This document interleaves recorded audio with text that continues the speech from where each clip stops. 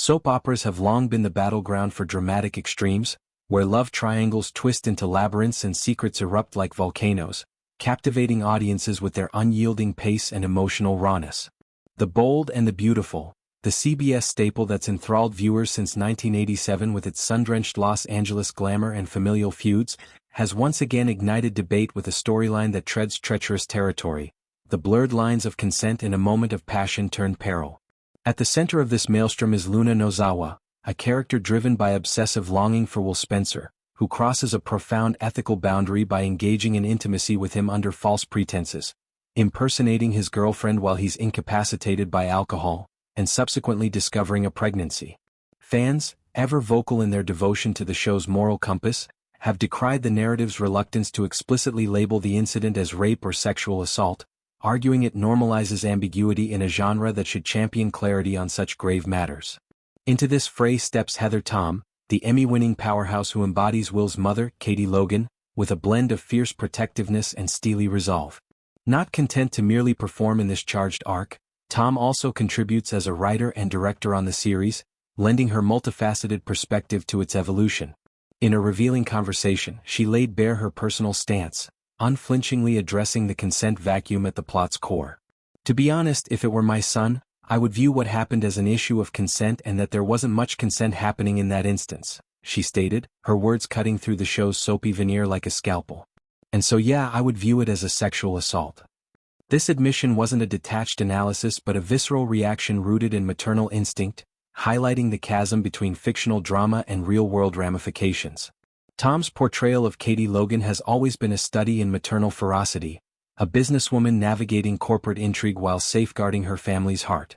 In this storyline, Katie's evolution mirrors Tom's own convictions.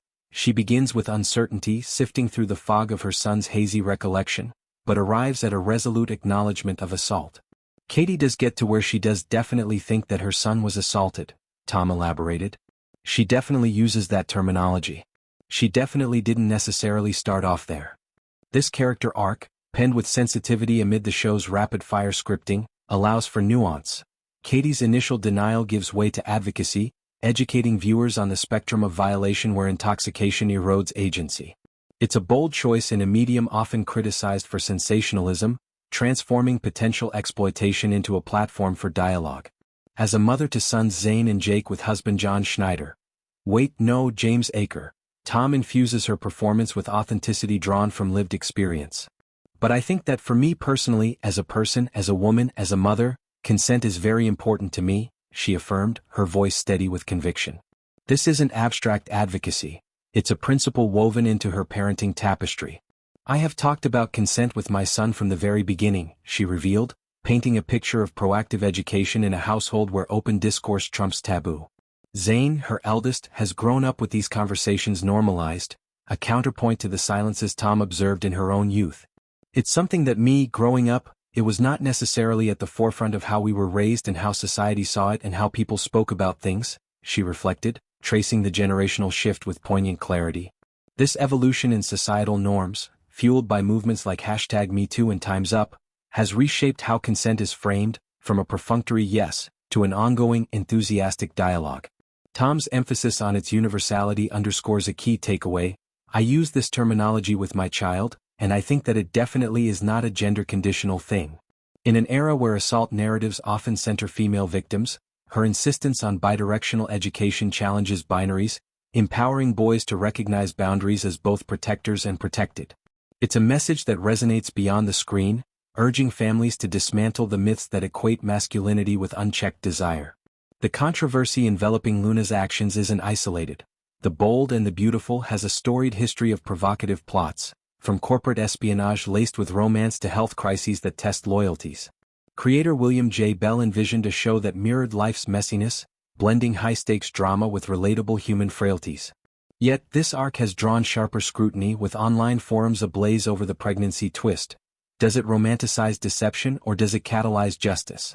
Fans argue the latter, pointing to Katie's storyline as a corrective force, where maternal intuition exposes the lie.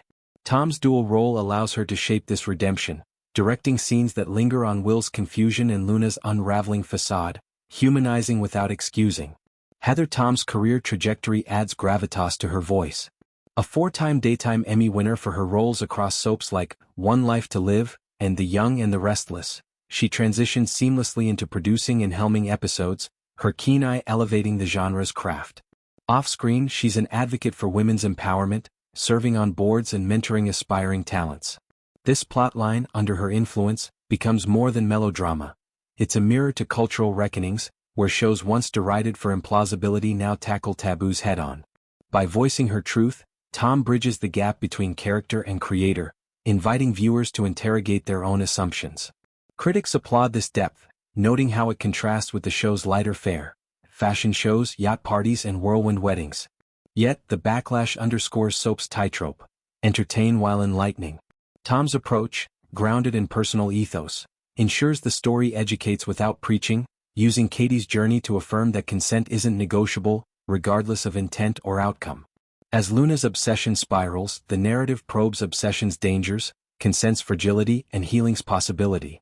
For Tom, it's personal, a commitment to raising sons who embody respect, in a world still learning the language of no. This storyline's ripple effects extend to broader discussions on media responsibility. Soaps, with their daily cadence, reach millions, shaping perceptions of justice and intimacy. By centering Katie's awakening, the show models accountability, challenging viewers to revisit past silences. Tom's candor, raw, unfiltered, amplifies this, her words a clarion call for ongoing conversations. In her home, consent dialogues are dinner table staples, fostering empathy over entitlement. She envisions a future where such talks are universal, unburdened by gender or generation.